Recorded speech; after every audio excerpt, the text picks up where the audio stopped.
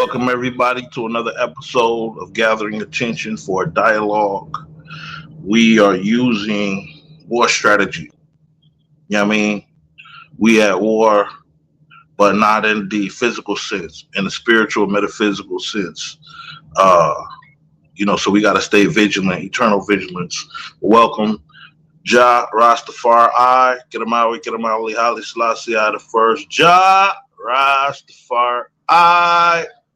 Selassie the first. So, give thanks for everybody that's tuning in today. We came to talk about a very important and underappreciated topic. And that topic today is: did Haile Selassie the first, which means one and only, might of the Trinity, rule the world? Part one: dominion and power. This is such a very important topic because I don't think people understand the gravity of what it really means to rule this world. Not just in like what a Western Christian would say, Jesus rules the world, but they can't give you a legitimate reason. From one perspective, you could say technically what Christ did, as valiant as it is, was specifically to Israel, right? We don't, for what it's worth, we know Christ traveled all through the ancient world, and he was well known and renowned. But we don't get those important years between 12 and 33 with Christ. We get testimonies, scrolls. Some of the apocryphal scrolls kind of give us a little bit more background. One of which is called the lower Gospels of Thomas, something like that. But they only give us brief examples. One of which I believe in this Gospel of Thomas, they talk about, and there's two Gospels of Thomases. So for anybody watching, make sure you're looking at the proper Gospel of Thomas. It's the apocryphal one where they talk about Christ. I think he like makes birds from clay, and he makes the birds actually fly off, and the priests or whoever's with him, they're dumbfounded and fear sets in, and they are terrified.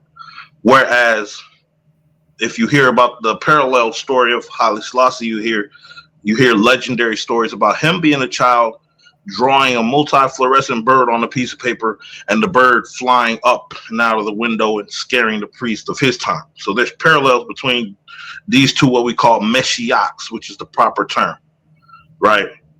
Well, we bring to your attention that not to belittle Christ, but to glorify Christ through Selassie, right? Because Selassie is the root and offspring of David. From a technical perspective, you look at the root, you're looking at the DNA.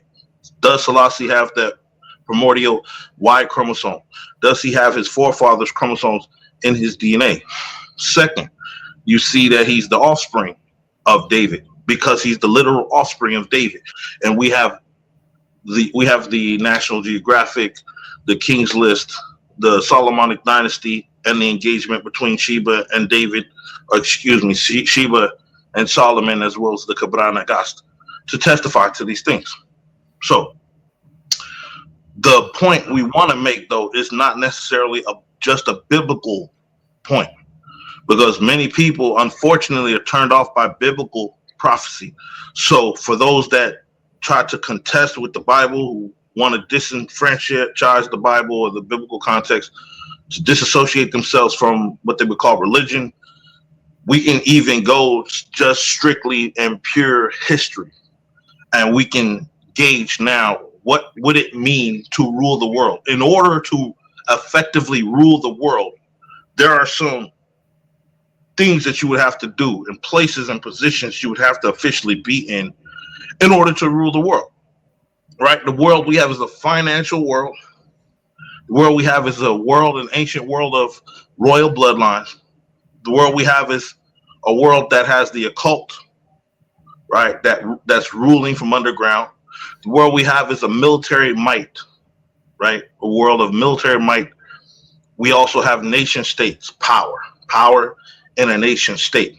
That's the centralized power of a people through the people, expressed through their leaders or leadership.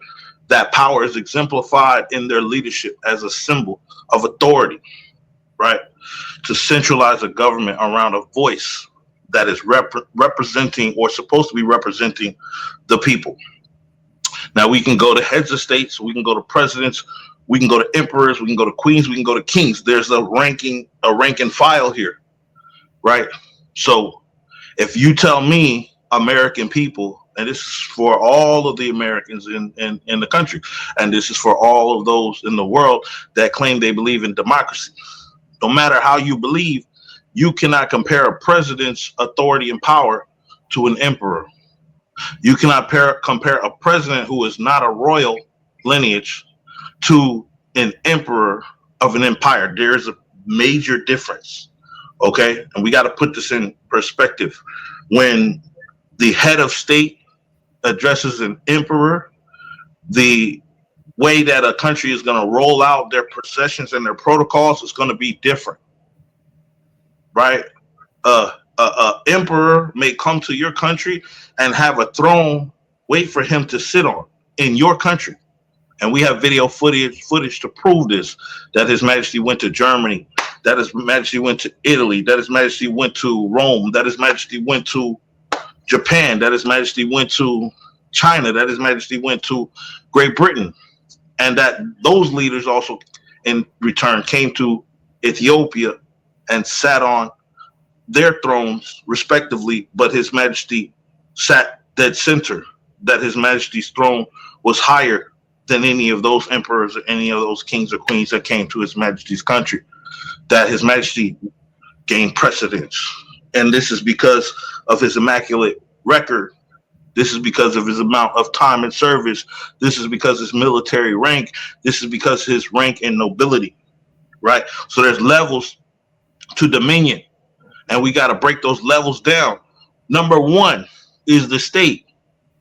If a head of state is going to claim that he ruled the world, then he has to present evidence that he's running a state. If you ain't running a state, you just running your mouth. Dr. Malachi Z. York. If you ain't running a state, you just running your mouth, right? Nathaniel from Hebrew Israelites, right? If you're not running a state, you're just running your mouth. You have no official seat at the United Nations. You cannot speak on behalf of a nation, literally, right? You see what I'm saying? Now, I'm not degrading other people who have, or other organizations that do have a state. A state is a very interesting term, and we can get into that. But the point I'm trying to make is there's a lot of leaders in our community that claim that they have power and authority, and they may have some men, some soldiers, some goons underneath them, but their power and authority and prestige is nothing compared to the influence, impact of His Imperial Majesty's legacy. So we're going to explore this legacy. But before we do, I want to get everybody who's participating an opportunity to join in while I invite more people to the stage, more people to join in to the conversation. If anybody got any questions, concerns, or reservations at this point, if you don't believe that His Majesty really and legitimately ruled the world, we would love to hear from you. If you don't think that Haile Selassie I ruled the nations with an iron scepter, literally, not figuratively, I would love to hear from you. We would love to hear from you, because we have evidence that His Majesty ruled the world and defeated Italy before Italy ever arrived at his doorstep. Right? Why do we know that? Because His Imperial Majesty had already had the allegiance of Great Britain from day one. When His Majesty was coronated to the throne of King David, this is well documented, right? Prior to his coronation, there was nations choosing sides. Germany and I believe Germany and Italy, I believe, were supporting Lijia Yasu, while Great Britain and France were supporting His Majesty. Right? And you see His Majesty finally ascend to this throne. And what happens, right? What happens is Great Britain, just like the rest of the 72 nations, send emissaries. The reason why is because it is not appropriate for another emperor or monarch to come to another emperor or monarch's coronation. Because what will happen is there's a conflict of interest. Who do we look to for our hope? Who's our leader? Who's really running things? Right? It's just bad decorum. So what the kings and emperors of the time do is send emissaries to the coronation. And their emissaries could be ambassadors, they could be prime ministers, they could be dukes who are in line for the throne, plenipotentiaries, and such and so on. This is how we know every head of state that came to His Imperial Majesty's right kingdom, according to the ancient tradition of the divine right of kings, they would have went through protocols and they would have bowed to His Majesty, right? And we have some of the footage of them bowing to His Majesty when they come in contact with them. These 272 nations, you got to understand the context of this time in history. During this time in history, one nation, Great Britain alone, was ruling, I would say 80% to 90% of the planet, right? From the Australias, right, to South Africa, right, to Canada, right, from Great Britain, right, even territories around the entire planet, they had some form of direct or indirect influence. That's why they call it the Commonwealth. So just Britain alone being there.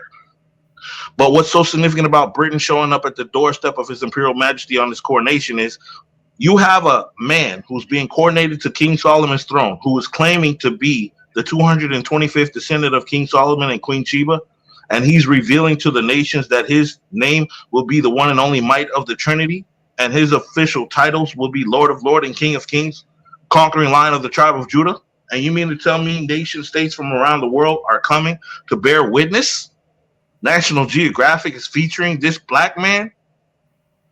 If that's not signing off on his coronation day to his power and authority on earth, I don't know what is.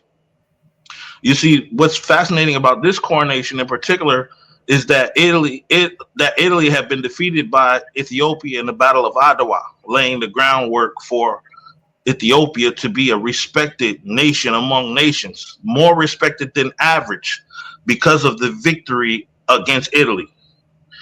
So now Britain comes and they bring the scepter that was stolen during Tewodros' time, and the Duke of Gloucester, understanding the rank of a duke is a prince, and this duke is pretty much the plenipotentiary to the throne, and this man is bringing a scepter and giving it to His Majesty, and on the scepter it says, "Princes will come out of Egypt, and Ethiopia will stretch out her hands to God."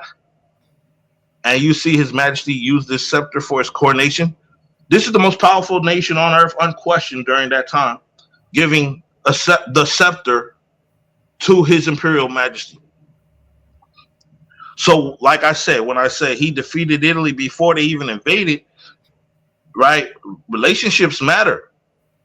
You see me? I say, if you're going to go and petition for a passport, and you got a partner that's in the United Nations or that's in the embassy, and your partner, you'd already talked to him over dinner, said, "I need this passport. I'm trying to go to so and so, but I got these so and so going on." If that's your partner and he's in a position, he's going to put you in position, and you're going to get that passport. So, same thing for war and battle and conflict.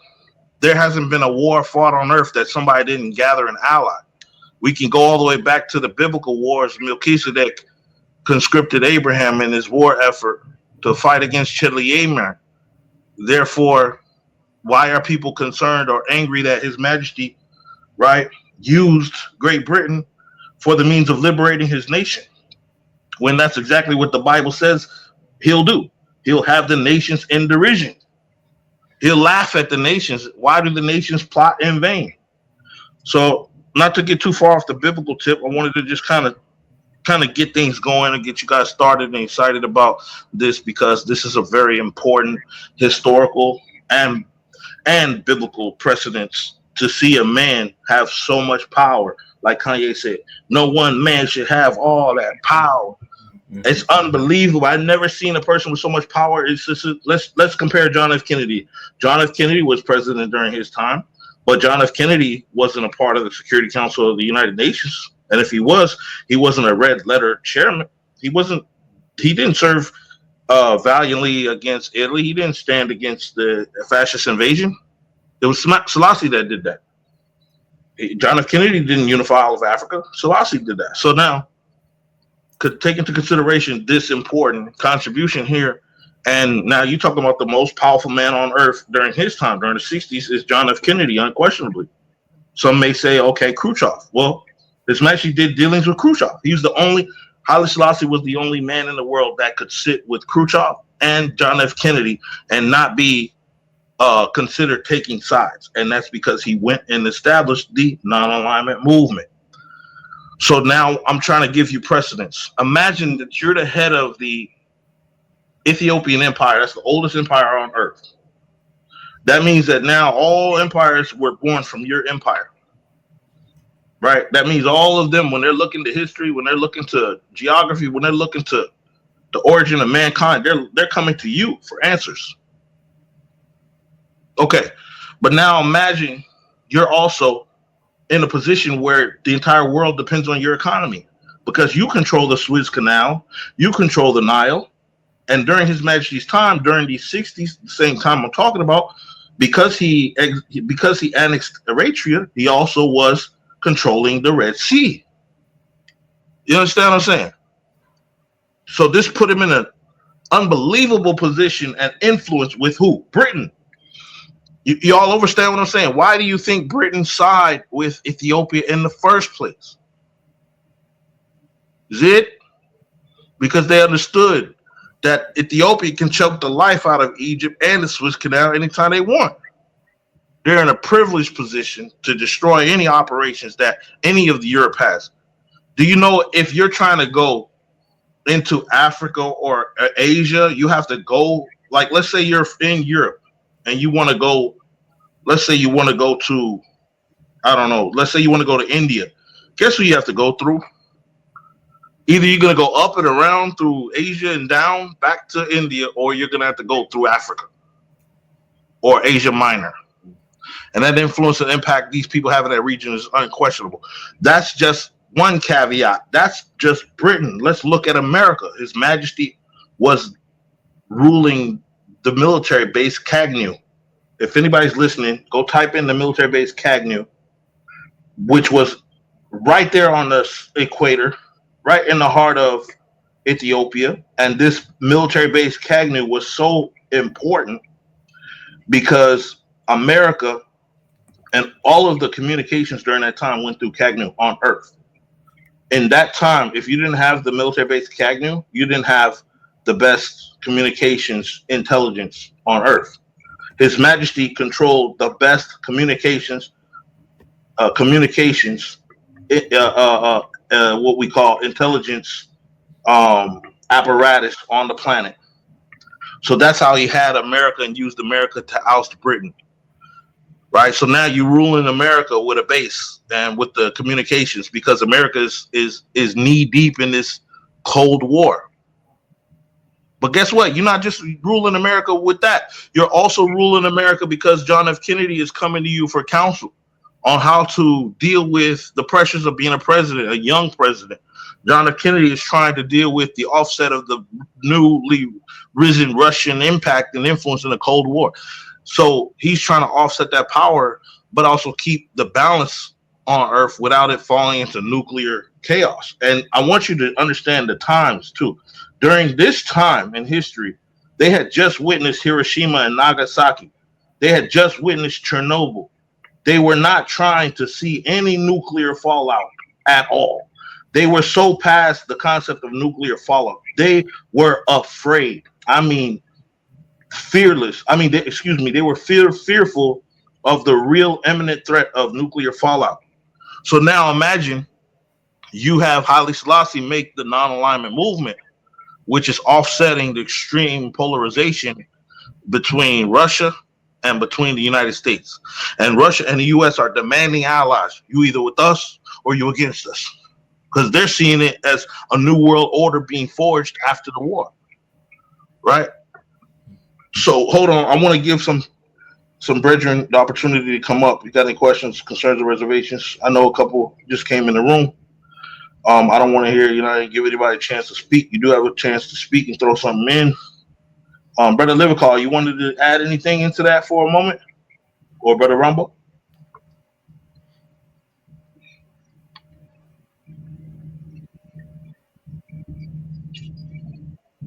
Hmm. Y'all still there? Let me know if y'all there. Rumble, you there, brother? Livercall. If nobody else has any questions, I guess I'll go ahead and ask you. Yeah, go ahead. For you or for anybody else that's listening, would you you can take the mic off Clubhouse. I can hear you perfectly fine, and I'll hit my mic. Okay, gotcha. You said take my mic off Clubhouse? Off on Clubhouse? No, I said go ahead and talk through Clubhouse and here. I can hear you fine on both. Okay.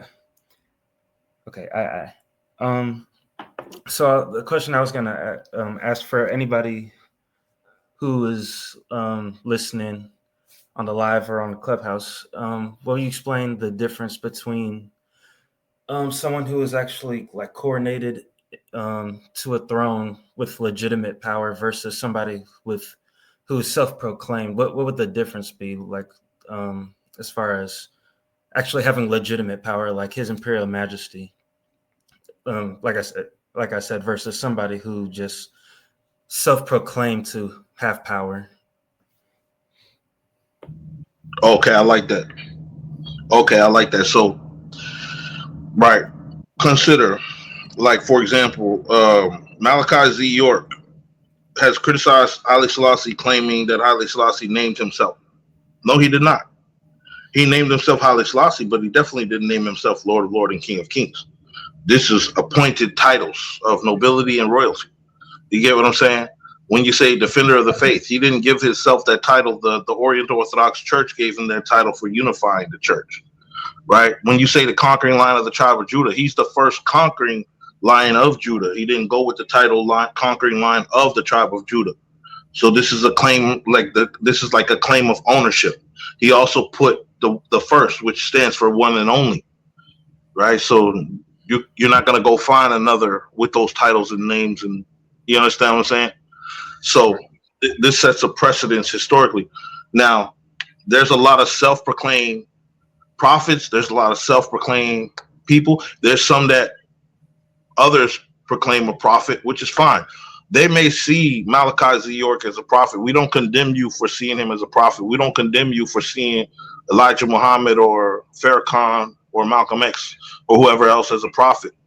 But we ask the question, was His Majesty also labeled a prophet? Did that not also go into the news and the media? Did his prophecy not get fulfilled at the League of Nations? Was this not the biggest prophecy ever given to the world? World War II, you name the battle that's worse. You can't, right? Because you go say World War I, you didn't have airplanes, you didn't have gas, you didn't have transponders, you know what I'm saying, all throughout the market, easily accessible. There's so many technological advances and things that took the state of warfare to a whole nother level.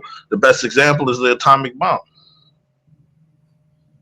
right? You're not going to sit here and say they had an atomic bomb in those days. They would have used it. You know what I'm saying? So now the theater of war is different, and we have to acknowledge that for His Majesty's time. So some of the other challenges that we're dealing with is getting people up to speed as to influence and impact, right? Like John F. Kennedy ruled the United States a lot like how Trump rules the United States, but that doesn't mean that he runs all of the European Union. That would be a different level of power. I want you to consider, what if Donald Trump ruled the United States and the United Nations and the Catholic Church, right? That's another level of power, right? And then he also, what if he ruled the European nations, right? The European Union, the United Nations, and the Catholic Church, or even, let's say, the American Western Church. Let's say he ruled, but we can't say that. That's the problem. We can only say that about His Majesty, we can say unequivocally that His Majesty was the head of the Orient Orthodox Church. He did unify the five churches of the Orient Orthodox Church. You know what I'm saying? He was the head of the Tewahedo Church. He did give the church autocephaly, and he also did appoint their bishops, right? So now we have some tangible evidence that he's wielding a sword over the church that nobody else, that's unprecedented, because there's no other people, no other heads of state in that line for 1,500 years that had the church as one. You see? They can't name one. So now this takes His Majesty's leadership to a whole nother level. When the United States was made, or United Nations was made, it was His Majesty's symbolic defeat over fascism. It was His Majesty that had a red letter chair. It was His Majesty that helped construct this this Charter for Human Rights. And his state, Ethiopia, was a member of this, what was happening. So now you're a founder and drafter of the Charter for Human Rights and one of the first states, and you're a red letter, you know what I'm saying, chair. So now people are looking at you for guidance on how the nation should conduct themselves, because your speech to the League of Nations was so potent that they want to draw from that speech so that they can get a very strong, right, universal charter of human rights. And now that charter of human rights starts to initiate a catalyst, like a domino effect, and now causes civil rights movements around the entire planet. Stop me when I'm, you know what I'm saying? Mm-hmm. So this is now, you have the United Nations is 190 nations right now. So whatever power is on earth, if you wield a sword over them, I don't gotta have your military might. I could have influence. And I'm gonna break this down. Who all here has seen Django Unchained? Brother Rambo, you seen Django? Or the Livical? You seen Django? Let me know y'all still with me. Let me know y'all still with us. I don't know if y'all can hear or not. Okay. Here, let me send my buddy a link. Let me see if he's up. He's definitely like to get engaged. Sometimes he jump on, sometimes he don't, but it just feel like the energy is right tonight.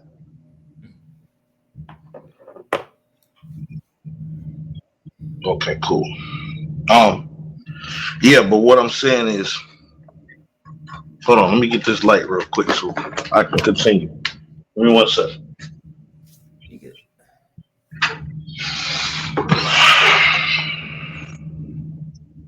All right, so what I'm saying is, you have to be in if you're just the president of your country, you're done. You can't compete no more about ruling the world.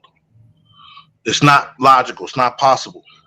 The world and the states of the world have too much different prerogatives for one person to say they rule it because they rule their little territory in their nation.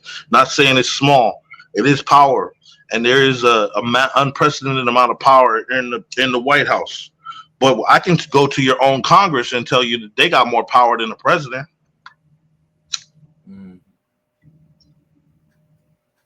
Tell me what I'm lying. The most powerful executive branch is Congress. Mm-hmm. They can override your right to war. You know what I'm saying?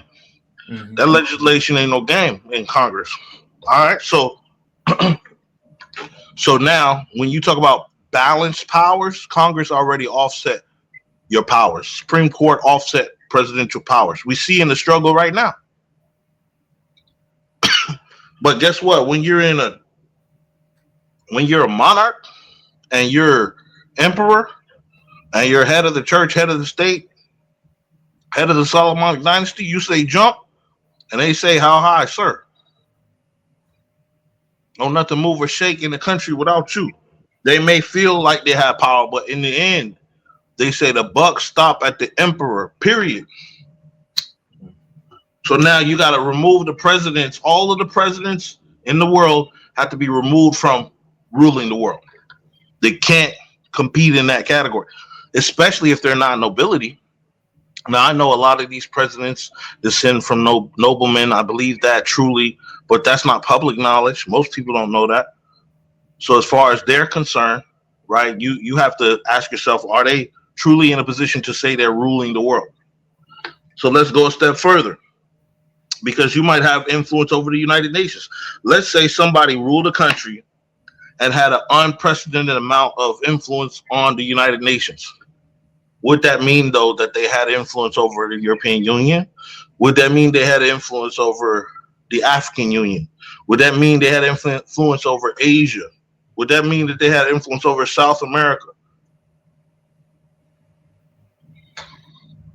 If you study the non alignment movement, what you're going to see is that His Majesty used the United Movement to connect South America and Asia to Africa, the sub-Saharan disenfranchised nations that were outside of the European, what you would call social club, the good old boys club. This nation state itself this is putting His Majesty in a very unique position because you didn't force nobody to join it. They just joined because they didn't want no parts of that war. Brilliance. What Kendrick said, you can't fake influence. Then you get into, like I said, nobility. There's no rank higher than emperor. But then after you look at the nation and its ancient, what it represents ancient, as an ancient institution on earth, the most ancient empire, and how the nations look to it for their science and their history of self. Then you go into the nation's impact because of its unique position in the world, in the Horn of Africa, the Suez Canal, and the Red Sea. Then you go into its position influencing intelligence as far as the military base Cagnu and the communications that were going through Cagnu. Then you go into details of, now you have to get into Addis Ababa, right, being the headquarters of the African Union. On top of all of that, He ruleth all creation, right? Jah liveth in Zion. And picture the heads of states of Africa coming to the heart of the African Union, seeing African Hall, seeing His Majesty's name right there in Africa Hall. You seeing that His Majesty financed this. You seeing that all the heads of state of Africa are now bearing witness to His glory, naming Him the Father of Africa, essentially. This putting Him in a very, very powerful position on the world stage. People don't understand. This is another level of ruling the world. This African Union thing, this little thing of ours, is what the Italians might call it, right? Because now this is boasting rights now. This is like you're pulling a Deion Sanders in the end zone right now. You know what I mean? Prime time. Because you done already got the church, you done already got the state, you done already got the United States, you already got Britain, you done already destroyed Italy, you done already threw France out the whole picture. They ain't even in the game no more, right? You done catalyst Germany because the day after you got at Italy, Hitler killed himself. The day after Mussolini died, Hitler died. So boom, boom, boom, boom, domino, domino, domino. Why does the world say he'll have the nations in derision? Because, like I said before, Lidge aligned his interests with Germany, and Tafari aligned with Britain. And when the conflict broke out, you had Adolf Hitler, who was trying to stop Mussolini from taking Africa too quickly, because Adolf Hitler wanted to invade Austria, and Austria was a major influence by Italy. So if Hitler just crossed into Austria, right, then there would have been a conflict with Italy and Germany. So Hitler said, this is what I'll do. I'll backdoor him. I'll send weapons to Haile Selassie in Ethiopia. And the weapons that I send there will substantiate time for me to make Mussolini lose his vigor, to lose some of his money, to lose some of his time, so that now he's so tired he can't even defend Austria if he wants to. I'll roll through there. And sure enough, he did roll through there. You know what I mean? So this game now, think about the game that's being played though. What is Selassie saying to Hitler and to Germany? And what is he also now saying to Benito Mussolini? Right? Because really they're fighting against each other, Benito and Hitler. And the world stage don't realize that they were fighting each other because of His Majesty.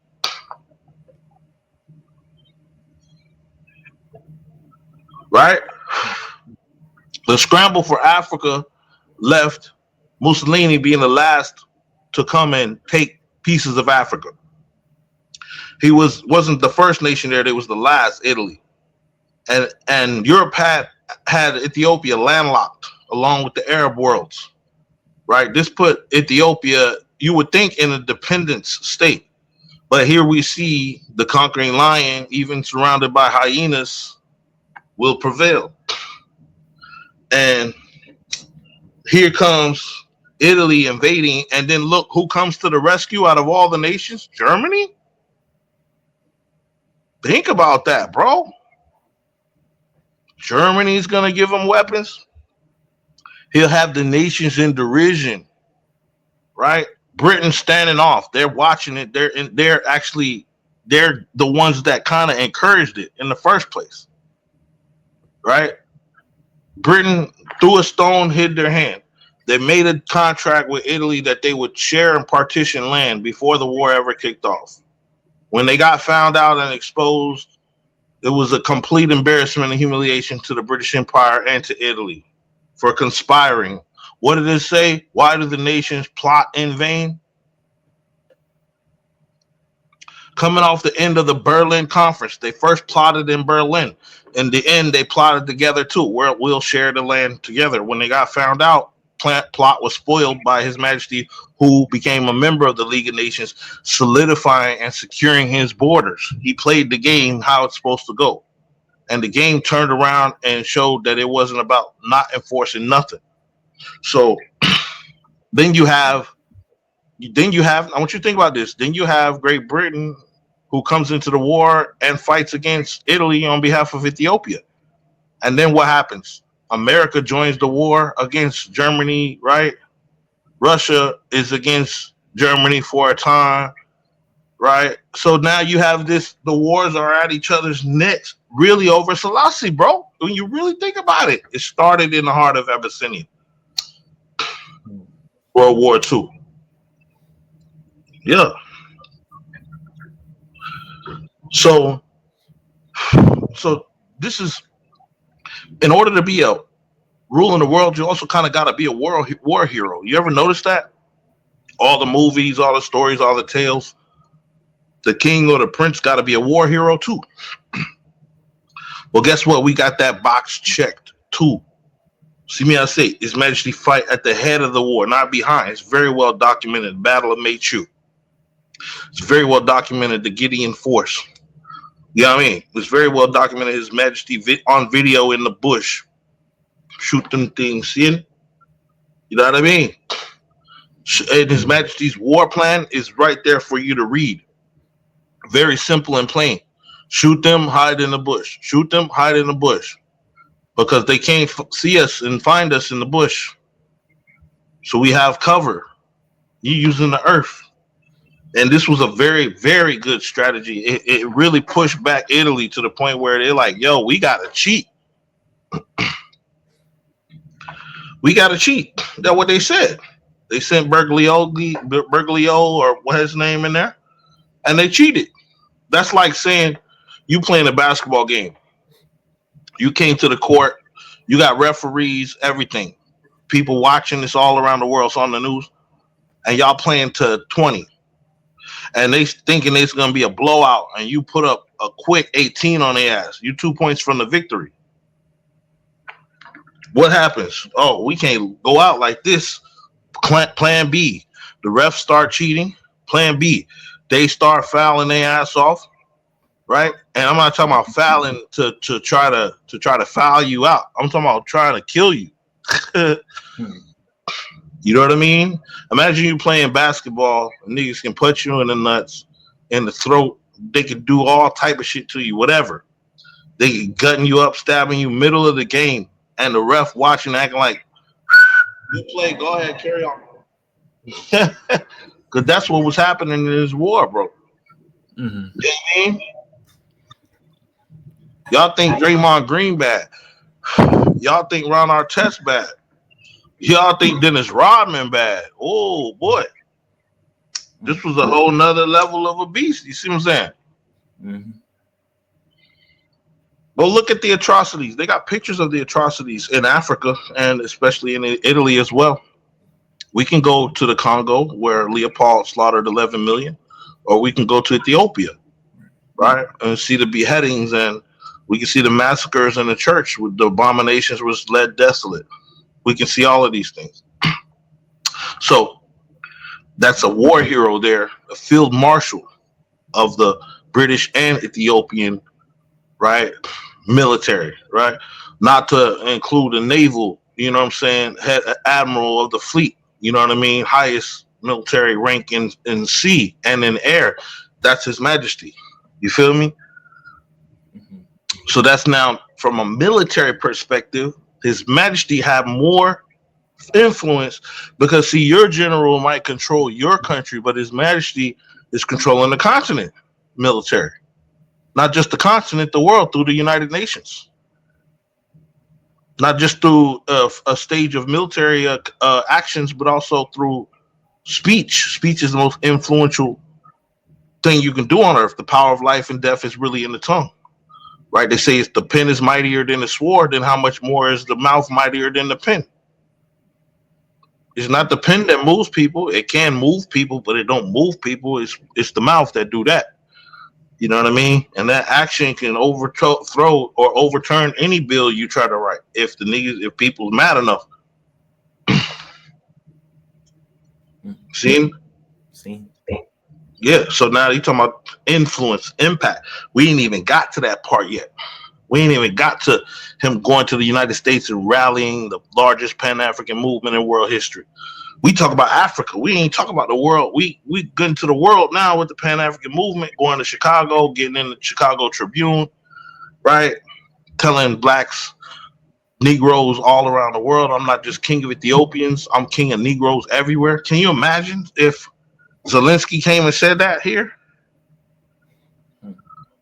Can you imagine Zelensky came to the United States, looked Trump in the face, or sat up here, went to Chicago, told the people there, I'm not only king of Jewish people, I'm king of Jewish people everywhere. What would it? That's gonna make Channel 9 news. That's gonna make what? That's headlines. People gonna challenge that too. Trump would immediately respond. Who responded to His Majesty saying that? Who could? I got the Ethiopian World Federation right now in your country. I got your people coming to come and fight on my behalf of my nation, even though you told them not to. I say that's clear and tangible and measurable power. The Brown Bomber, right, who fought in this war and this conflict on behalf of His Majesty, who fought so valiantly that they said we need to create a Tuskegee Airmen, and so you see Tuskegee come from this contribution in this war effort of His Majesty's. We know the importance and impact of Tuskegee in the black community. We see it every day on Netflix or YouTube or somewhere, right? That's just part of it, right? We're talking about civil rights impact. His Majesty impacted Martin Luther King, Malcolm X, Nelson Mandela, you name it. You know what I mean? We can go to extremists or people they label extremists like Idi Amin, or we can go to people that they would label extremists like Muammar Gaddafi. No matter how you look at it, there's an impact and influence there, right? Muammar wouldn't be walking around with His Majesty on his shirt if he wasn't influenced by His Majesty in some capacity. So there's a lot of space on his shirt, but it's not enough to put everybody. His Majesty's one of those people, one of them somebodies in Mussolini or in Gaddafi's mind and heart. So we talking about influence and impact, bar none. His Malcolm X created the Organization of African American Unity and modeled it after His Imperial Majesty's Organization of African Unity, which is now called the African Union, right? And this infrastructure and roots of this organization has borne fruit. It's still acting body today. So this is the difference between a lot of their leaders and ours. You can still go see Haile Selassie University. It's called Addis Ababa University, right? But there's still Haile Selassie University. You know what I mean? Like, you can call it what you want, label it what you want. They changed the name of the African Union, but it's still the OAU. You see what I'm saying? We're now to look at the impact, direct impact of the OAU in Malcolm X's perspective. Malcolm came to Africa, spent time with other people from other cultures in mosques, and had a divine awakening and realization that we battle not against flesh and blood, but against spiritual wickedness in high places. Malcolm changing his position and his point of view from hating white people to hating wickedness. Understanding wickedness is a spiritual warfare. And Malcolm, so then he went from fighting for civil rights to now fighting for human rights. This is an elevation of mind. I'm not going to go to my oppressor and ask him to free me and liberate me. I'm going to go to a higher court of justice and condemn my oppressor before the world, right? Until the world does something. That's no different than His Majesty advocating. That's why they call him the advocate. When he went to the League of Nations, he didn't just say, help us. He said, help the world. Help yourselves, because you're next. This is not stopping at our door. And he pleaded for the world, knowing, not wondering, right? It was a prophecy. It's not a question if this is happening. If y'all don't do something now, they coming for you next. And I'm letting you know now. You know what I mean? That type of influence and impact, you can't fake influence, like Kendrick said. You can't fake influence. Just like the Django Unchained, you have Samuel L. Jackson and you have Leonardo DiCaprio. Leonardo and Sam both played brilliant roles. But if you study the archetype, you see Leo was not the brain of the operations that he posed and presented to be in the movie. It was really Sam Jackson who behind Leo's shoulder is looking like this. Know what I mean? Because he understands very well, right? He running shit here. And that's probably why they call it Candyland. In the military, when I went in, when niggas act like they don't know what time it is and play games, the TI call it Candyland. Oh, y'all think this shit is Candyland, huh? You know what I mean? So there's kind of like interesting concept there, but the point of the story is, as much as Leo was trying to act sophisticated, he wasn't. And that man behind him was the real monster. That's the genius of that movie. You feel me? If you look at influence, you look at, for example, your perspective is that man just got in the back of a car and he got himself his own driver. Wow, he's the man. He running the show. But in that instance, when he get in that car, if those doors were to lock and that window rolled up and was secured by the driver, and the driver now was in control, complete control of that person who's unarmed, where could he take him? What could he do? Who was really in power and in position? Influence and impact is now something that's transcendent. The relationship between slave and master is symbiotic. The slave then becomes dependent, the master becomes indirectly dependent on the slave, because the slave been put to do all the things the master didn't want to do. Laziness set in, fatigue, right? And the slave one day said, I'm gonna go and slit his throat. How many times, I wonder, did that happen historically? Whether it be here or Bangladesh or Iraq, Iran, how many times did that happen? Heavy is the head that wear the crown. His Majesty had to sleep, close his eyes every night. Now, how do y'all see and picture anybody in his position of power and authority doing that and getting real sleep. His Majesty looked like he slept perfectly fine though, with only 4 hours of sleep. His Majesty never seen him wince, never seen him break character, not once, not on one video. His Majesty was a man the entire time. His Majesty was aware, full capacity in leadership, unquestionable. Every single video I've ever seen him, even when he was going to the League of Nations. His Majesty wasn't in custody. He wasn't bowing to anybody. He simply went to plead on behalf of the world, and I think the world misinterpreted that and underestimated it. So, that influence and impact is immeasurable, right? When you're somebody's hero, when you walk around with a real cape, not like some Superman fairy tale, Khalil coming from another planet. No, it's Haile Selassie coming from planet Earth, coming from Zion, coming down from his mountain. And he's coming to the League. He's going to Israel. He's going to the Mount of Olives. He's going to Geneva. And he's speaking and addressing the nations and condemning them for their wickedness. That's authority, if I ever seen it. I can't go give the world a speech. I would immediately. If I could, I'd immediately be telling the whole world, like, yo, why are we going through this? What's going on? How can we resolve? Sure, a lot of y'all would say something. You know what I mean? So, but we don't have that power and authority His Majesty do. If his God Almighty should give us that power and authority at one point, that's on the kingdom of the Lord is at hand. I trust that God will deliver me, but it won't be me. It'll be God speaking through me. You see what I'm saying? If that should so happen. But I don't want Almighty's position. I don't want His Majesty's position. I want to be a servant of our Lord, because I trust in our Lord's mercies and desire and design for my life.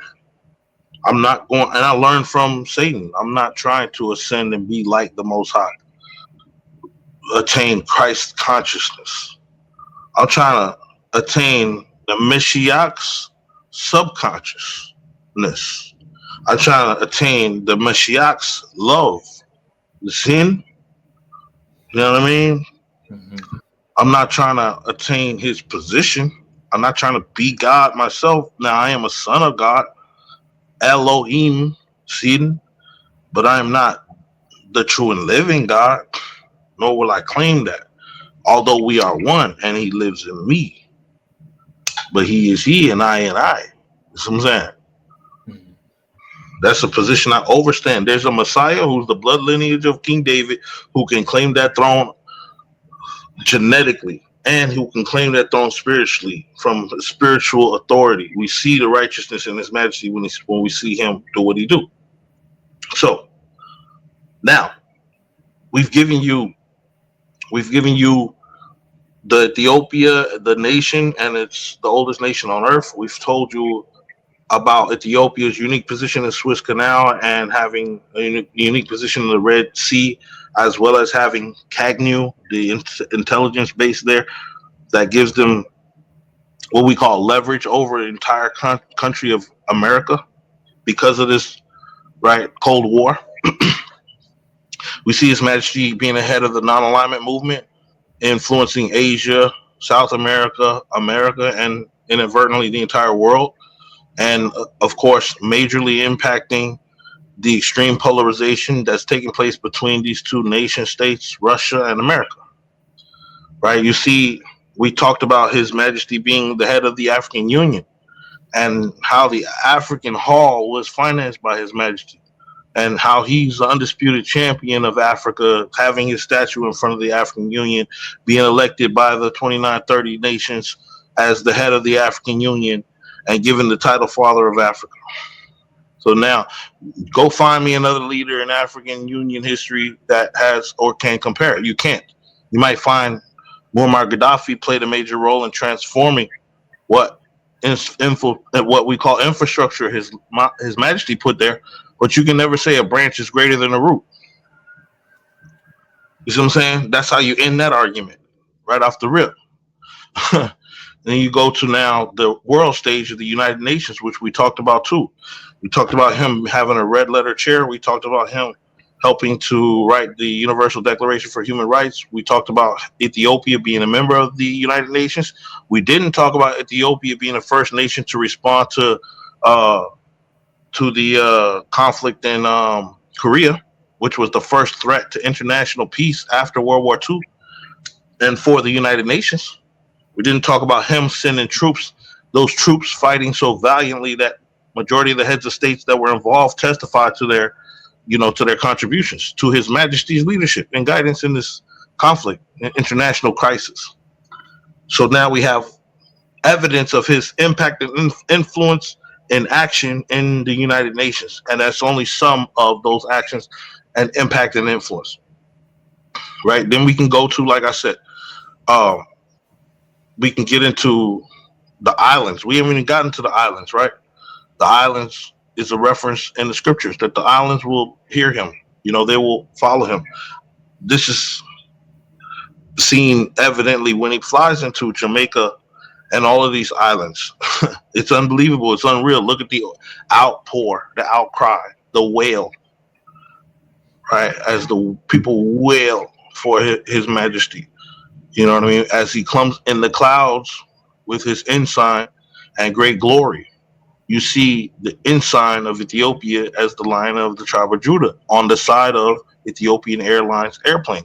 And you see His Majesty come with that glory, because airplanes at that time are not like they are today. They were a new thing. The world was in awe to see an airplane go in the clouds. You understand what I'm saying? From the 30s to 1960s, that's only 30 years of the airplane. Consider how people, nation states, some people never see an airplane in their whole life. Some people see it all the time, but majority probably never seen an airplane with so much glory and so much precedence coming to their nation before they even got there. And the magnificence of him getting off the airplane and it raining for the first time after a drought, and for it to have light come out when he actually opens the door to come down to be received by his people. You know what I mean? So, this is impact. This is direct impact. If you had a rap star go over there to Jamaica and they act like this should be on Channel 9 News. It'll be on CNN. It'll be on TMZ. This will be the biggest thing smoking. Right? Mm-hmm. So what's going on with His Majesty coming into these nations and getting so much praise and received by our own African Americans? 700,000 went to go and see him. They came in the droves to go and just bear witness to His Majesty at the Empire State and in New York. You know what I mean? And in Chicago and these places. In Atlanta, Georgia, where he went, and Berkeley University in California, Harvard University. You know what I mean? These are, right? I believe he went to Morehouse too, if I'm not mistaken. Go look it up. You know what I mean? This is unprecedented. So much doctorates and degrees given to His Majesty in honor of him. You know what I mean? The first head of state to ever go and visit Mexico from Africa. You know what I mean? Right. So now the Mexican, what you say? What'd you say, Brother Alex? We'd love to hear from you. Yeah. That's why I feel like, I said what you said is powerful, man, and that's why I think the Ethiopians are cursed for unaliving him. Right. Well, you got to remember, there's no unaliving if you don't have a body. That's where it becomes problematic. It's more like hearsay versus evidence. You have to have a body so that you can have evidence that a person has passed on, right? So if you make that statement and you could so politely give me some evidence of a body, then that would make the statement be like almost as real as all the stuff I said tonight.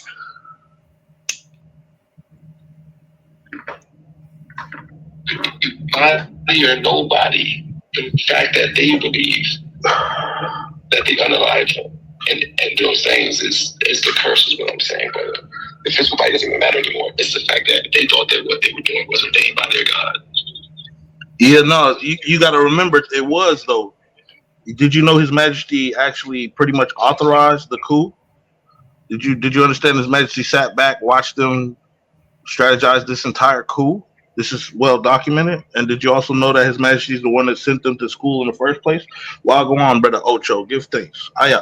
Love, salute. Yes, I. So you see, His Majesty send these people to school, train in the West, train in the East, train in the North, train in the South, come back to the country. You don't think He already knows that they're going to be, they're going to end up going to foreign nations and they're going to be getting used by the foreign powers that be when they come back? They're not going to come the same. His Majesty always accounted for variable change. Right, but when you go to Addis Ababa now, there's not a single photo or anything, no statue of this man. That's not true at all. As a matter of fact, Addis Ababa hosted. So, Bridget, this is where fact versus fiction has to be used, right? Because Addis Ababa has what we call Jubilee Palace, which has his scepter, has the orb, has the crown, has his pictures all throughout the palace.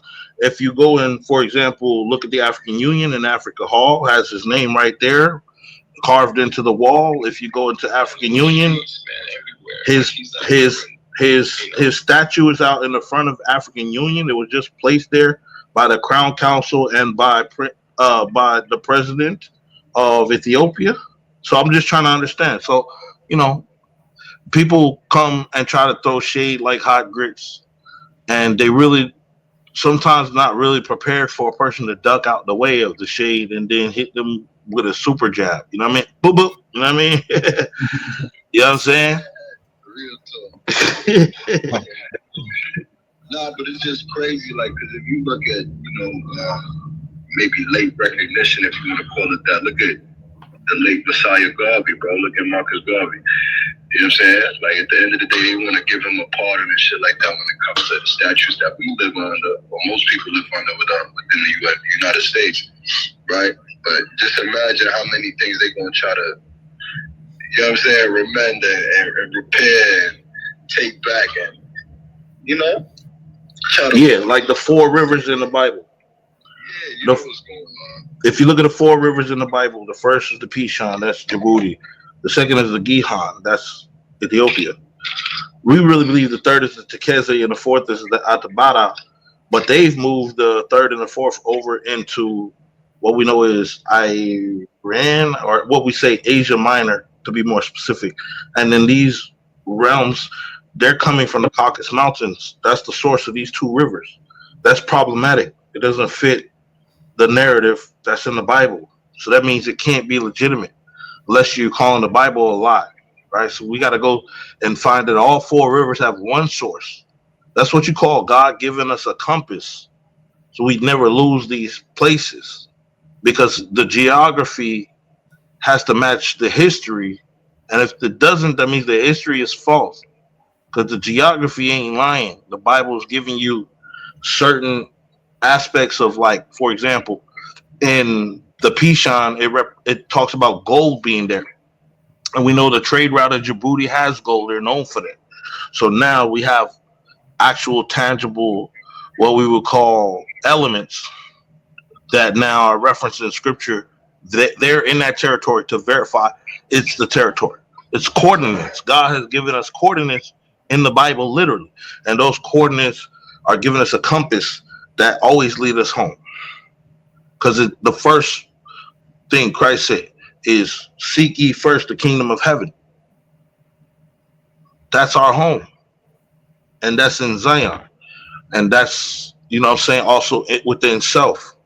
In my opinion, you want to align the 3 now to actually enter Zion, right?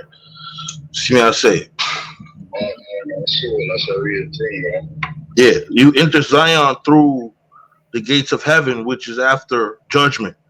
But we can you enter heaven then. You enter Zion when you get up, go through a spiritual awakening by studying and showing yourself approved with the word of God, by planting the seed of faith in your heart and watering it by studying, and you bear the fruits that God desires. You start to now desire to be in Zion, literally. You start to desire to see the temple with His Majesty's face on the walls. You desire to see the Trinity in this true symbolic form. You desire to see the original books and manuscripts. You desire to see the original steles that prove the history of these people living. You desire to go to the cataracts yourself. You desire to go to Nubia and, you know what I'm saying, and Thebes and, and Mizraim, you know what I'm saying? And you desire to understand the kingdom of Damat and the Damatic script and language. And you desire to now take that wisdom, and just like Indiana Jones, you start to find the treasure of your heart. These people's heart is far from God. That's why they'll never get to God, because the road is straight and narrow and few find it. The road is simple. God gave us heaven in the beginning of the Bible. He gave us where Zion is, paradise. You know what I mean? We looking for it in scriptures, like, where is it? Where is it? Is this a metaphysical? Is this, where is this? Just like a dreamland somewhere, or is this a Wakanda? We believe it to be a Wakanda. You know what I mean? Not just a dreamland fairy tale, but a real realm. But you can only access that realm in the metaphysical. That realm, when you access it in the metaphysical, time stop. 1,000 years is like a day to God. The 1,000-year millennial reign is already prophesied by His Majesty at the African Union when he said, "May this convention of unity last 1,000 years." Now you have a fulfillment of scripture, not just rhetoric.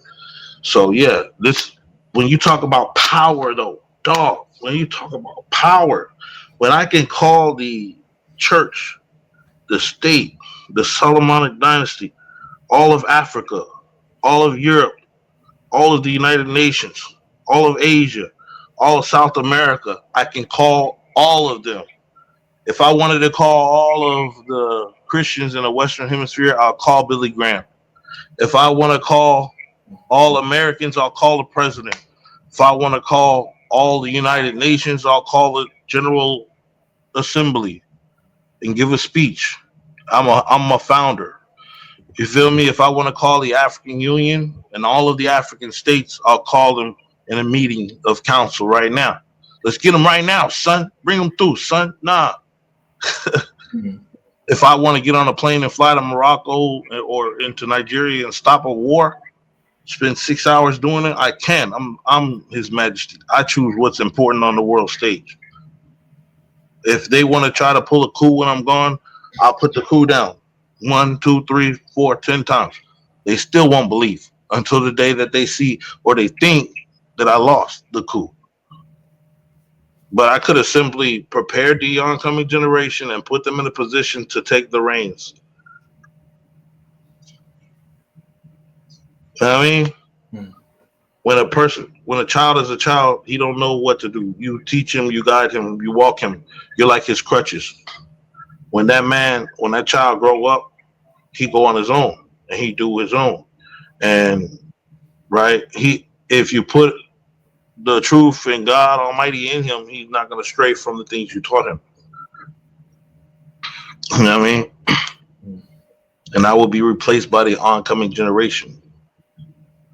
So this is just a global impact. Like I said, if I want to call the Malankara Church, I'll call them. India, what's up? It's His Majesty. I'm coming to your country. I need elephants, the whole shebang. Bring them out. Right? If I want to go to the Shah of Iran, you know what I mean? If I want to go to Mao in China or whoever in China, this is the divine will of Almighty. So can't nobody say He wasn't ruling the world. You know what I mean? You're head of all these organizations simultaneously. That's crazy to me. Like, don't you see that could be an influence? What we say, conflict of interest, influence. That His Majesty is the head of Ethiopian Empire, yet also head of the African Union, which gives Ethiopia precedence in the whole African Union. But the nations are like, we look to Ethiopia because it's the oldest, because they've never been defeated, because they just defeated Italy, because they just pulled a miraculous feat. You know what I mean? So Ethiopia is taking her divine place amongst the nations. If this is not proof that Ethiopia is Zion, you know what I mean? Yeah, he ruleth all creation. Yeah, yeah, man. Um, Hey, yeah. So I wonder if you have any more questions about the concept, things that you like. Well, what did he not, or did he rule, or did you know what I mean? Just curious. mm,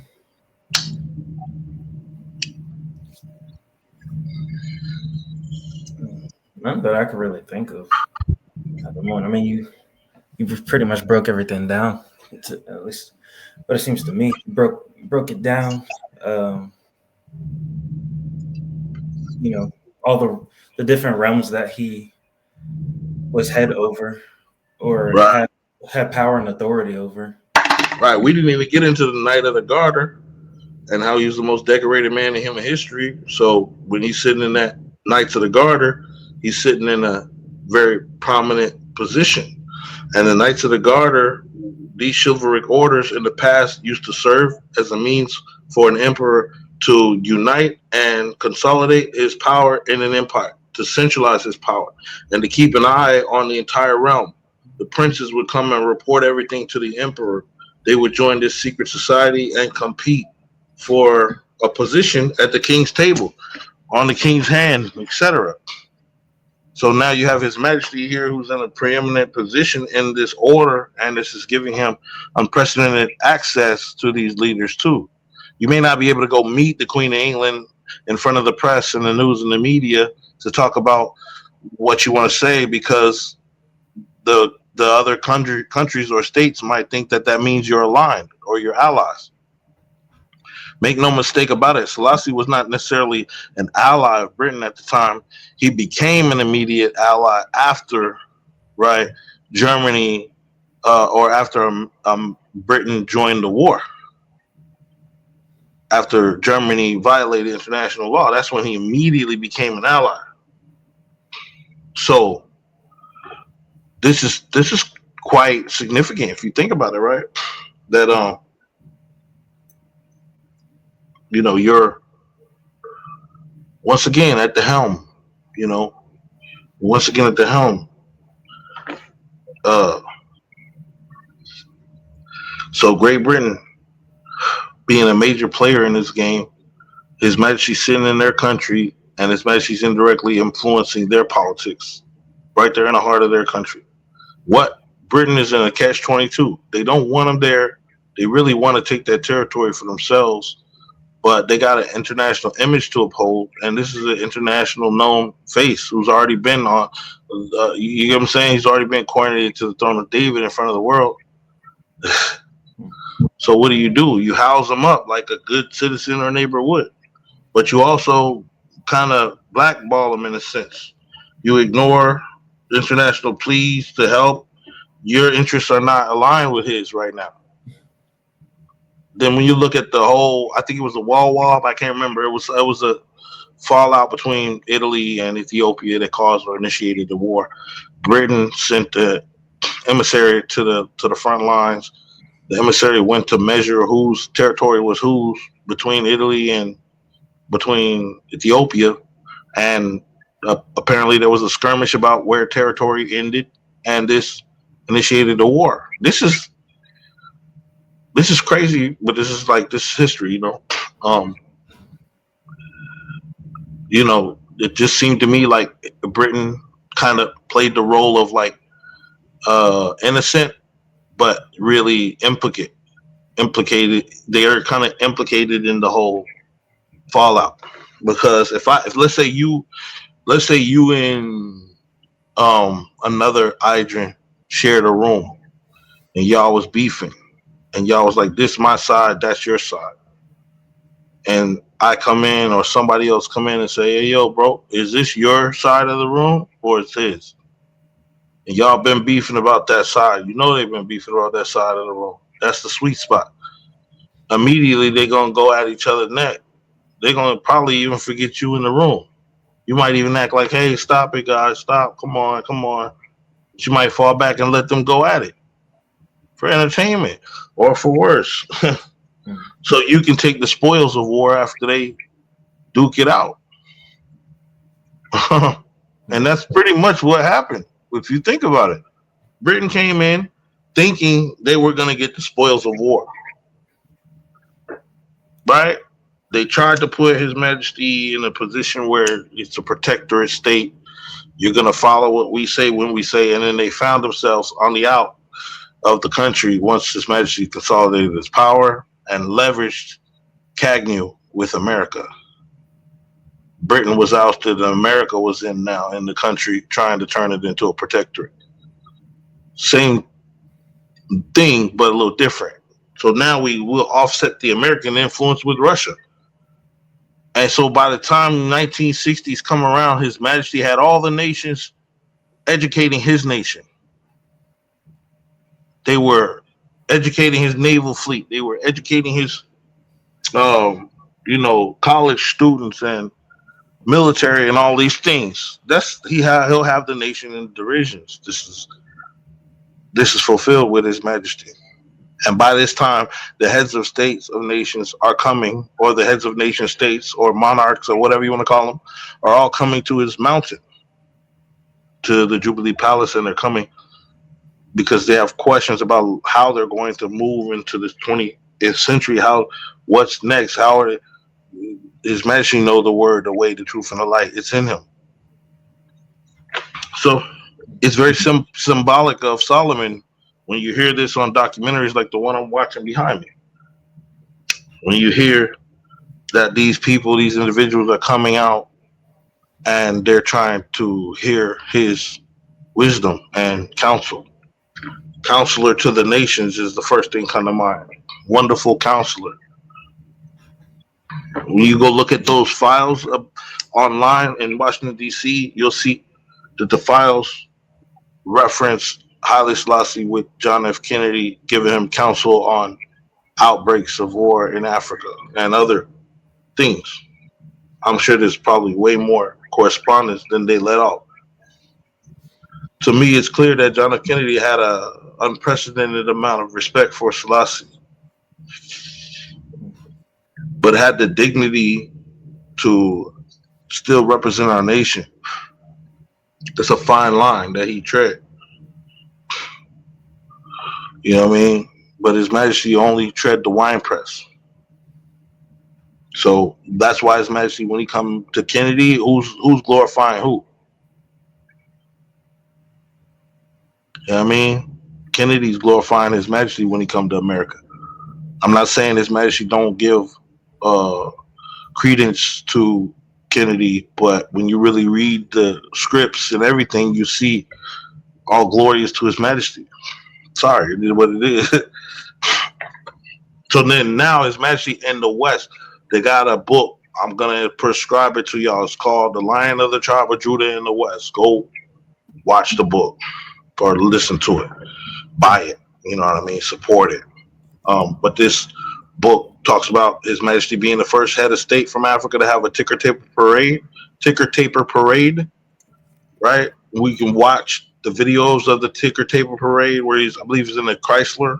No, he's in a Cadillac, I believe, with John F. Kennedy, maroon, and he's in a motorcade, and John F. Kennedy is sitting down and His Majesty is standing above the President of the United States. Consider this. What type of protocol is that? How was the President's staff how was the White House feeling about that? Was there anything said about that? I know Trump just released a lot of these documents, and I heard Selassie's name is in there too. These Kennedy documents and files. I heard Selassie's name in there too. You heard it here first. Selassie's name in them Kennedy files. Go look, see what you can find. Tell me what you see. Tell me what you find. But so that's, just the President alone, to me, you got the world at your beck and call. But now you got African Union, United Nations, right? You had the League of Nations, so you're part of that old world power. Before you were the emperor, you're de facto ruler. So you had all the power before you actually got coronated to have the power publicly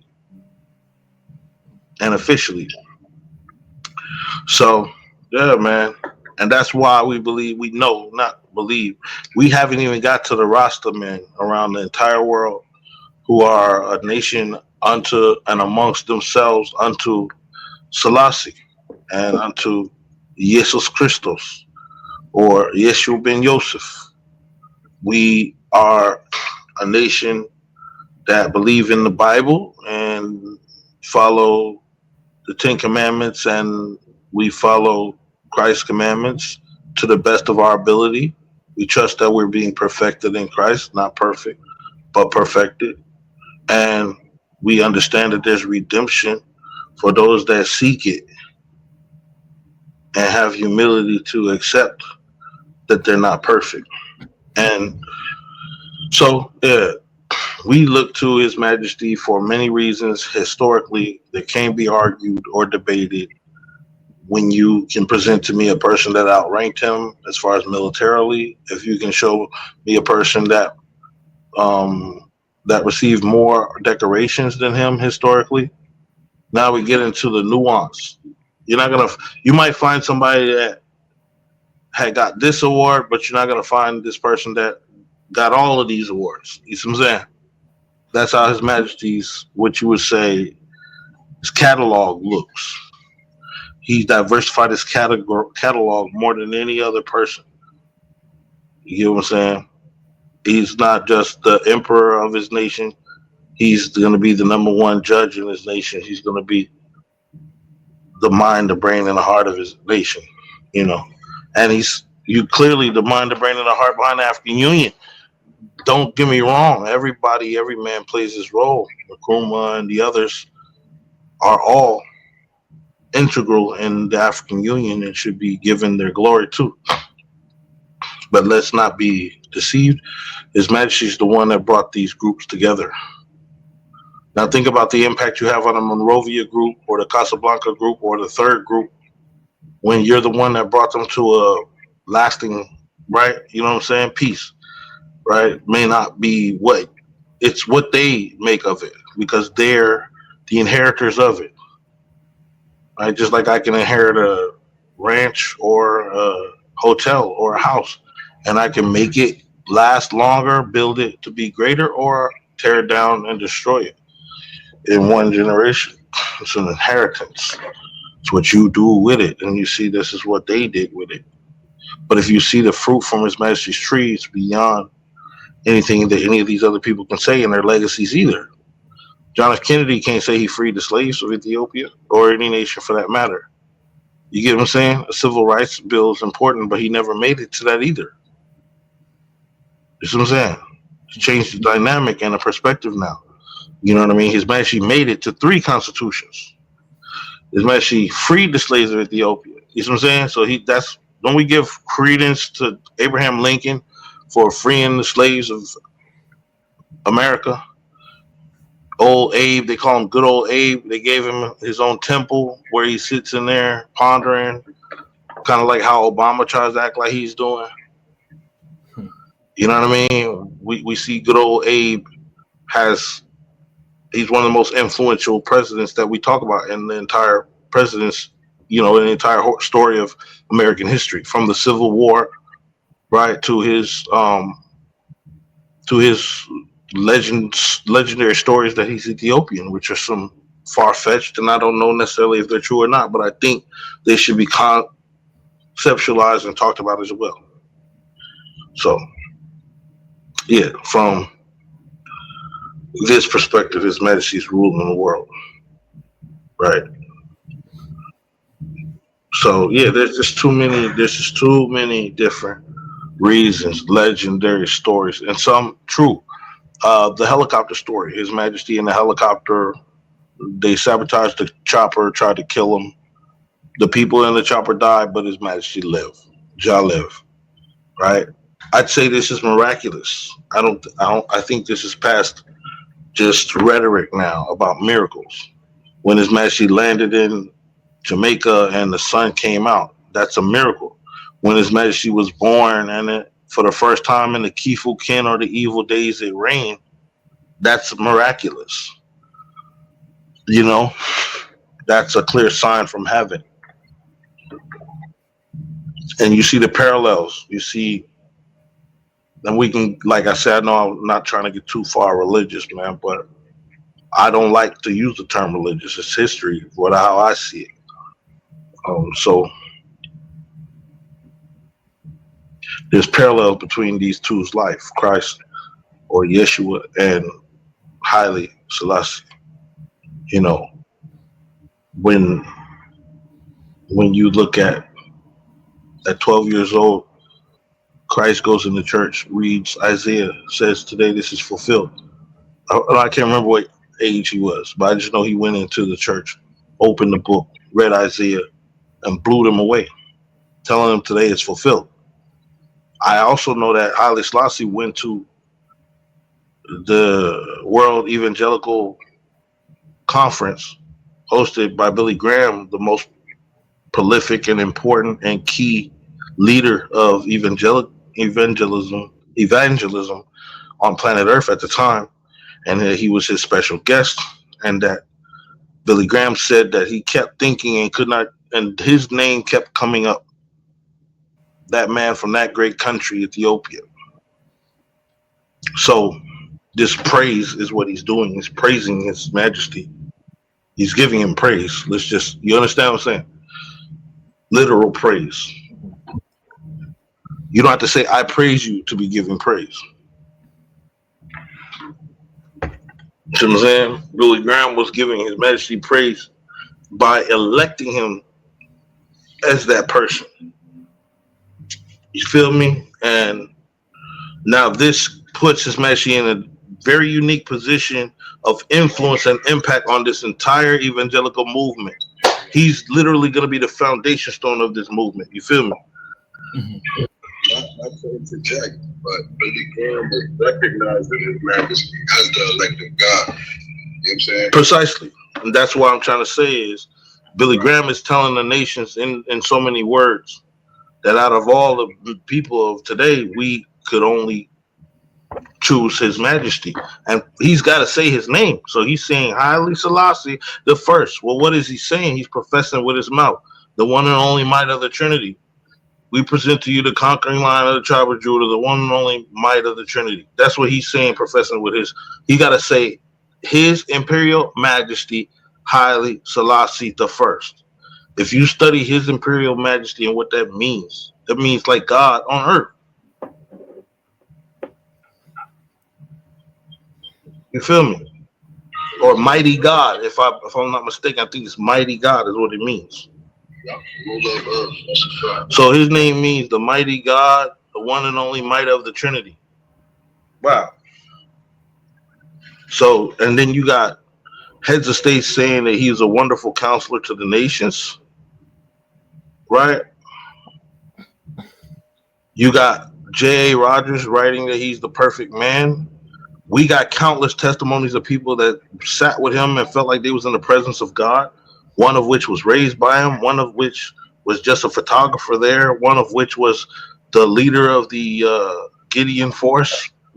You know, the actual field marshal himself said he was with God when he went into the theater of war in Gideon. Can you imagine what that general saw? We don't even know the stories about the Gideon force. Really? What happened? Go study this Gideon force and how quick they swept. That's like a sweep. That's like LeBron went to the playoffs and knocked them out in 3. You know what I mean? 3-game series. No, you know what I mean? 5-game series or something crazy like that. Just a sweep. You know what I mean? We came in quiet. What does the Bible say? No man knows the time nor hour. Right? He says says that His Majesty will come like a thief in the night. His Majesty came on an intelligence mission with Britain and with 50 officers and 20,000, right, Sudanese, Ethiopian, and Africans, right, and him being the head and commander of this mission, Gideon Force, they go into the heart of Ethiopia and fear sweeps all of Ethiopia, bro. It's like Harry Potter when he popped back out on him. You know what I'm saying? When he rolled out of the back of that hole and pulled his wand out, or when he jumped out of the hands of Hagrid in the end. You know what I'm saying? And pull his wand out, ready to go with Voldemort. Like, let's get it. This was happening. They're taking the energy of their story from our story. You know what I mean? Well, go look at Harry Potter and watch. You're gonna see that Harry represents the lion. You're gonna see that Voldemort represents the serpent.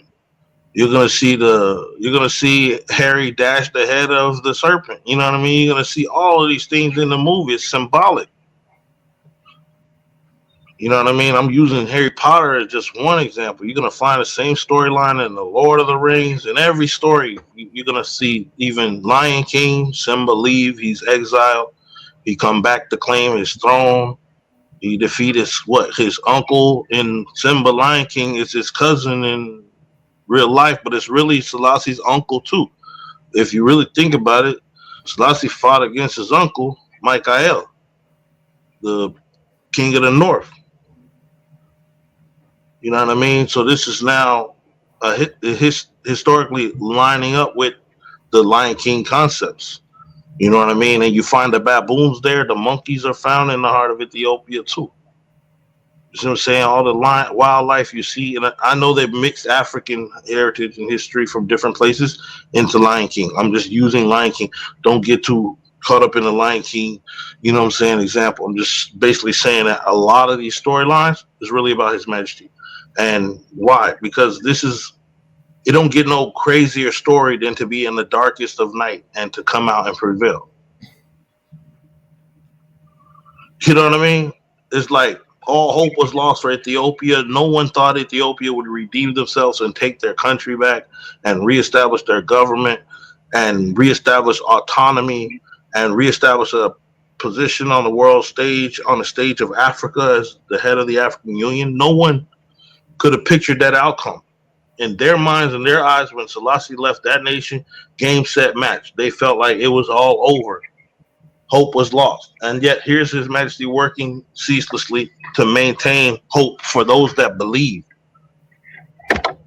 And so his flag is flying in places in Ethiopia, scaring the daylights out of those occupiers. Right? His presence is heard and felt in intelligence circles around the entire country. You don't know when he's coming, if he's coming, you know he's coming, you just don't know how he's coming. That's fear swept in on him. You know what I'm saying? The British are coming, coming. Where was their Paul Revere?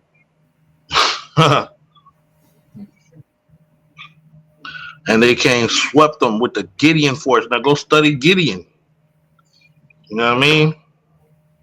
And the story behind Gideon. And you kind of put some things together about why it's called the Gideon force. That's for you, a labor of love. You see what I'm saying? A gem. You know what I mean? But the point I'm trying to make is they swept. This is a historical victory that's underestimated because it's the first nation liberated in World War II. With no air force, no air support. Right.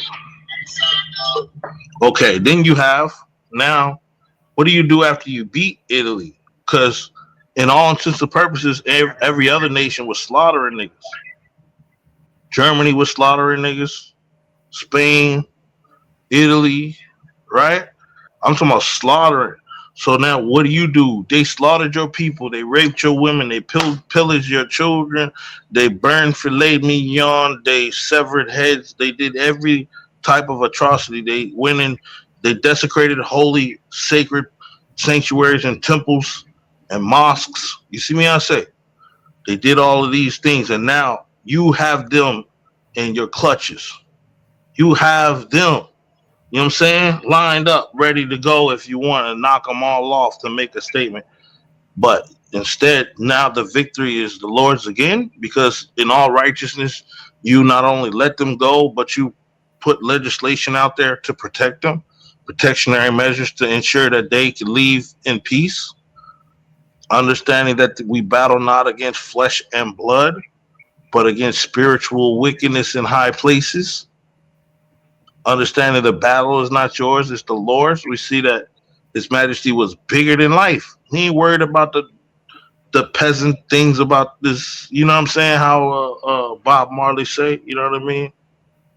Self glorification and these things. His Majesty worried about eternal things, so He let them go as an example to the world. Now, I want you to think about the narrative of Jesus Christos, or the Lamb of God, and then compare it to the Lion of the tribe of Judah, right? The Lamb of God went willingly to its shearer. It was innocent, had done no wrong, but the blood was shed on behalf of mankind to reconcile us to Almighty, because we transgressed the law, and the wages of death are sin. So someone brought sin into the world. There must have been a man to bring sin out of the world. That's the divine grace of God manifest in Christ. That's what we believe and teach. But see now, that's the lamb. Who's the lion? The lion here is going to have another narrative and storyline and character. It says the conquering lion have prevailed to open the book and loosen the seal thereof. It talks about this lion riding on a white horse into the theater of war, gathering the nations to pour out his indignation, to overcome them with the sword of his mouth. So we have a literal, you know what I'm saying? We have a literal lion, and now we have an eagle. Italy. Go look at the book of Ezra, and in the book of Ezra, you're going to see that it talks about a lion fighting the eagle. Have y'all heard those scriptures? Anybody? You know what I mean?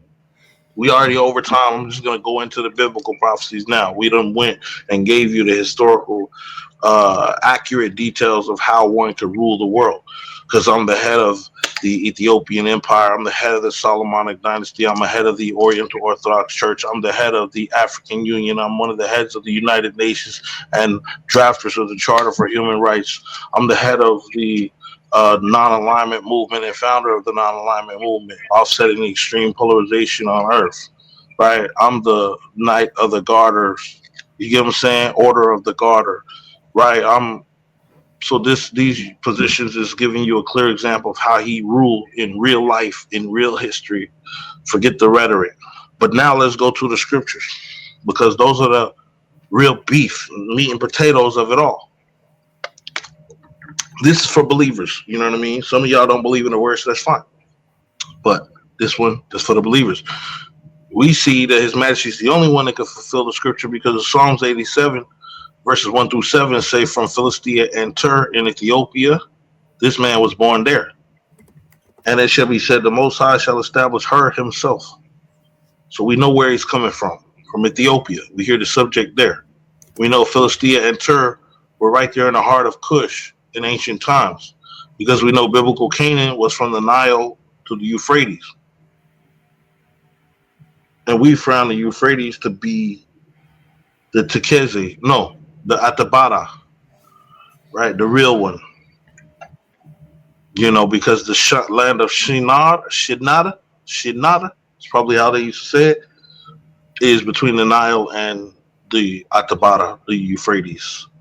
And this territory is on the plateau, and this plateau is sacred Canaan, and they migrated out of this Canaan as Canaanites. People like the Phoenicians migrated to northwest Africa, and they started Carthage and many other important, influential, and impactful what we call Libyan kingdoms that impacted Europe and Spain and changed the perspective of black.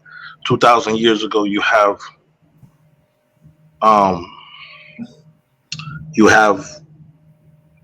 this king, Hannibal.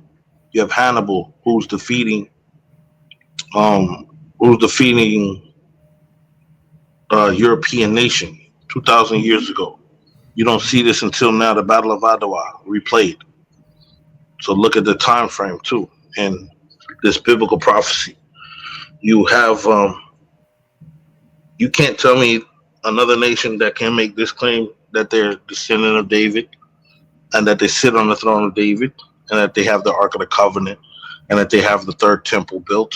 There's no other nation on earth that's going to be able to make this claim. If you have this nation and you're watching these videos, put it below. We would love to hear from you. If you have any questions, concerns, or reservations about what we're saying, things that you agree with or don't agree with, we would love to hear from you, because this is a very important topic here. His Majesty ruled the entire world, all of it, right perched on his mountain in Addis Ababa, being the head of the African Union. Africa was his edge. This is why I'm trying. Africa was His Majesty's edge, right? You're ahead of the United Nations red letter chair. Here's something moving. Anyway, forgive the eye. But yeah, man. So, what do y'all think? Do y'all think we've presented enough evidence to show that His Majesty ruled the entire world? And what would you call ruling the entire world? I would love to hear y'all opinion. Adolf Hitler can't boast the power that His Majesty did.